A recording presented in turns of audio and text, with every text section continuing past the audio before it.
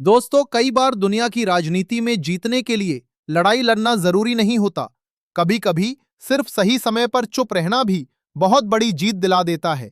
आज जो खबर सामने आई है वो इसी बात का सबसे बड़ा उदाहरण है। इस समय मिडिल ईस्ट में तनाव तेजी से बढ़ रहा है। ईरान और अमेरिका के बीच टकराव लगातार गहराता जा रहा है और इसका असर अब पूरी दुनिया की अर्थव्यवस्था पर दिखाई देने लगा है। हालात ऐसे बन गए हैं कि दुनिया की तेल सप्लाई तक खतरे में पड़ गई है। सबसे बड़ी चिंता उस समुद्री रास्ते को लेकर है जिसे स्ट्रेट ऑफ हॉर्मुज कहा जाता है। यह दुनिया का सबसे अहम तेल मार्गों में से एक है। आपको जानकर हैरानी होगी कि दुनिया का करीब 20% कच्चा तेल इसी रास्ते से होकर गुजरता है। अगर यहां पर युद्ध बढ़ता है या रास्ता बंद होता है तो पूरी दुनिया में तेल की सप्लाई पर भारी असर पड़ सकता है। यही वजह है कि तेल के दाम तेजी से ऊपर जाने लगे हैं। कई रिपोर्ट्स में कहा जा रहा है कि अगर तनाव 1-2 हफ्ते और बढ़ गया तो कच्चे तेल की कीमत $120 प्रति बैरल तक पहुंच सकती है।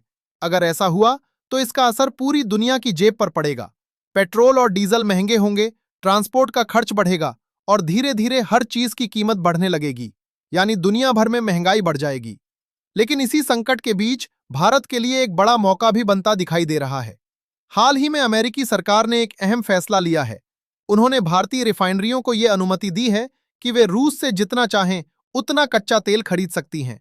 इतना ही नहीं, भारत उस तेल को रिफाइन करके दुनिया के दूसरे देशों को भी बेच सकता है। अब आप सोच रहे होंगे कि इसमें इतनी बड़ी बात क्या है। असल में पहले जब भारत रूस से तेल खरीदता था तो उस पर कई तरह के दबाव और अतिरिक्त टैक्स लगाए जाते थे। लेकिन अब अमेरिका ने करीब 30 दिनों के लिए इन प्रतिबंधों में ढील दे दी है। इसका मतलब साफ है कि भारत सस्ता रूसी तेल खरीदेगा, उसे अपनी रिफाइनरियों में प्रोसेस करेगा और फिर पेट्रोल, डीजल और दूसरे तेल उत्पाद बनाकर दुनिया के बाजार में बेच सकेगा। भारत की रिफाइनिंग इंडस्ट्री पहले से ही दुनिया की बड़ी रिफाइनिंग ताकतों में गिनी जाती है। भारत हर महीने अरबों डॉलर के पेट्रोलियम उत्पाद निर्यात करता है। ऐसे में अगर यह मौका सही तरीके से इस्तेमाल किया गया तो भारत को इससे भारी आर्थिक फायदा हो सकता है। असल में अमेरिका खुद इस समय मुश्किल में है। अगर कच्चे तेल के दाम बहुत ज्यादा बढ़ गए तो अमेरिका में भी महंगाई बढ़ेगी और जब महंगाई बढ़ती है तो जनता सरकार पर दबाव बनाती है।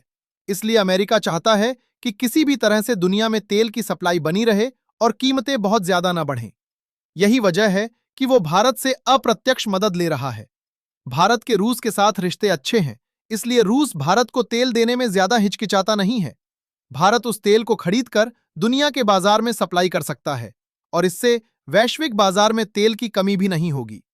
यही वो स्थिति है जहां भारत बिना युद्ध में शामिल हुए भी एक अहम भूमिका निभा रहा है। यही असली कूटनीति होती है, क्योंकि असली ताकत हमेशा हथियारों से नहीं आती। कई बार ताकत सही समय पर सही फैसला लेने से आती है। भारत इस समय वही कर रहा है। भारत न तो सीधे इस युद्ध में शामिल हो रहा है और न ही किसी एक पक्ष के साथ पूरी तरह खड़ा दिखाई दे रहा है। वो सिर्फ अपने राष्ट्रीय हितों को ध्यान में रखते हुए कदम उठा रहा है। अगर यही स्थिति बनी रहती है तो आने वाले समय में भारत की अंतर्राष्ट्रीय अहमियत और भी बढ़ सकती है। दुनिया के कई देश ऊर्जा सुरक्षा के लिए भारत की तरफ देखने लगेंगे। लेकिन इसके साथ सावधानी भी जरूरी है।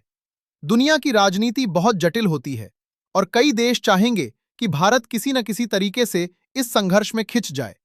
ऐसे में भारत के लिए सबसे समझदारी भरा रास्ता यही है कि वो संतुलन बनाए रखे और सीधे इस टकराव का हिस्सा बनने से बचे। अगर भारत इस पूरे संकट से खुद को दूर रखते हुए आर्थिक और रणनीतिक फायदा उठा लेता है तो ये उसकी विदेश नीति की बड़ी सफलता मानी जाएगी। क्योंकि इतिहास हमें एक बात सिखाता है कि युद्ध में अक्सर जीतने वाले भी नुकसान झेलते हैं, लेकिन जो देश समझदारी से दूरी बनाकर चलते हैं वही लंबे समय में सबसे ज्यादा फायदा उठाते हैं।